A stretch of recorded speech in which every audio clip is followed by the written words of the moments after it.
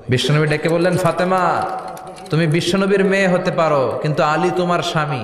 আলী যদি তোমার উপর নাখোশ থাকে, জান্নাতের দরজা তোমার জন্য খুলবে না। বিশ্বনবী কারো হাত ধরে টান দিলে ওই লোক বসে থাকতে পারে?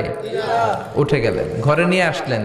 নিয়ে এসে বিশ্বনবী খাটের মাঝখানে শুইলেন। ডান দিকে শোয়ালেন আলীকে, বাম দিকে শোয়ালেন ফাতেমাকে। এবার মেয়ের জামাইকে আর মেয়েকে বুঝাতে লাগলেন, নসিহত করতে লাগলেন, গল্প শোনাতে লাগলেন। কি রোমান্টিক শ্বশুর! এরকম রোমান্টিক শ্বশুর পৃথিবীতে দ্বিতীয়টা খুঁজে পাওয়া যাবে? সুবহানাল্লাহ পড়েন। বিশ্বনবীও কিন্তু কালেকশন করতেন। বিশ্বনবী ঈদের নামাজের পরে মহিলাদেরকে বললেন, তাসাদ্দাকনা, মদিনার মহিলারা তোমরা বেশি বেশি দান খরচ করো, কারণ মেরাজের রাতে আমি দেখেছি পুরুষদের চেয়ে তোমরা নারীরা বেশি জাহান্নামী। নারীরা বলল, কেন রাসূল, আমরা জাহান্নামী কেন, আমগো দোষ কি? বিশ্বনবী বললেন, দুই কারণে। তুকসিরনা লাআনা, তোমরা বেশি বেশি মহিলাদেরকে লানত দাও। রেগে গেলে নারীরা বলে, হেতের উপরে আল্লাহ ঠেড়া হইতো, হেতের উপরে আল্লাহর গজব হইতো, বলে না? তো এক নারী আরেক নারীকে এরকম গালি দাও, ভর্ৎসনা করো, লানত দাও, এটা এক কারণ। আরেক হচ্ছে তাকফুরনাল আশিরা, তোমরা স্বামীর নাশুকরি করো। মায়েরা, বোনেরা, যাদের কানে আমার মাইকের আওয়াজ যায়, স্বামীর নাশুকরি করবেন না, এটা বড় কবিরা গুনাহ।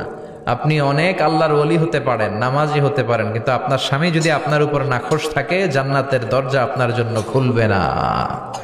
বিশ্বনবী ফাতেমারে বললেন, ফাতেমা আলী কোথায়? ফাতেমা বলল, আপনার জামাই আলী আমার সাথে ঝগড়া করে বাইরে গেছে। বিশ্বনবীর চেহারাটা আগুনের গোলার মতো লাল হয়ে গেল। বিশ্বনবী ডেকে বললেন, ফাতেমা তুমি বিশ্বনবীর মেয়ে হতে পারো, কিন্তু আলী তোমার স্বামী। আলী যদি তোমার উপর নাখোশ থাকে, জান্নাতের দরজা তোমার জন্য খুলবে না। কোথায় গেছে আলী, কোথায়? বললেন যে মসজিদে নববীতে গেছে। বিশ্বনবী যে দেখলেন বালির উপরে আলী শুয়ে আছে। বিশ্বনবী মজা করে ডাক দিলেন, ইয়া আবা তোরাব। তোরাব অর্থ বালি, তোরাব মানে কি?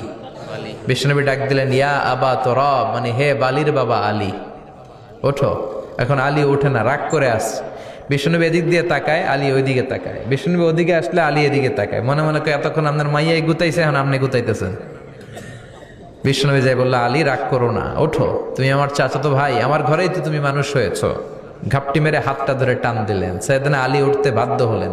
বিশ্বনবী কারো হাত ধরে টান দিলে ওই লোক বসে থাকতে পারে?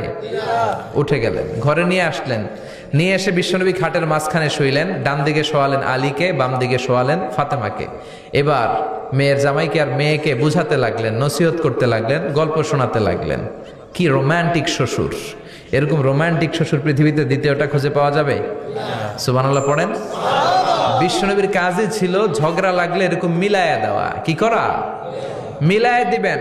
সমাজে অনেকে আছে ঝগড়া লাগলে আরো লাগায়া দেয়, আছে না নাই? আগুন লাগলে কি দিয়ে নিবান? পানি ডালতে হয়, অনেকে তেল ডালে। কি ডালে? তো আগুন আরো জ্বলে ওঠে। বিশ্বনবী বললেন, না, খবরদার, ইসলাহু যাতিল বাইন, মিলায়া দিবেন। স্বামী স্ত্রীর ঝগড়া মিলায়া দেন, ভাইয়ে ভাইয়ে কোপাকুপি মিলায় দেন, এলাকায় এলাকায় গ্রামে গ্রামে মারামারি না লাগাইয়া মিলায় দেন। জান্নাতে আপনার ঘরটারে বড় করে দিবে কে? আল্লাহ। বিশ্বনবীর কাজ ছিল মিলায় দেয়া। বিশ্বনবী মক্কা থেকে মদিনায় হিজরতের আগে মদিনায় দুইটা গোত্র ছিল। এই গোত্রের মধ্যে 120 বছর ধরে মারামারি। কয় বছর? 120। কেউ এই মারামারিটা বন্ধ করতে পারে না। গোত্র দুইটার নাম হচ্ছে আউস আর খাজরাজ। আউস খাজরাজের মারামারি। বাবা মরে যাওয়ার সময় ছেলেরা ওসিয়ত করা যায়, নসিহত করা যায়, বাবারে আমারে কোপাইছে, তুইও কোপাবি। ওই বলে আবার নাতিরে কয়, আমারে মারছে, তুইও মারবি। তো বংশ পরিক্রমায় মারামারি চলতেই থাকে, কেউ আর থামাইতে পারে না। বিশ্বনবী মক্কা থেকে মদিনায় হিজরত করতে এসে মদিনায় বাসাবাড়ি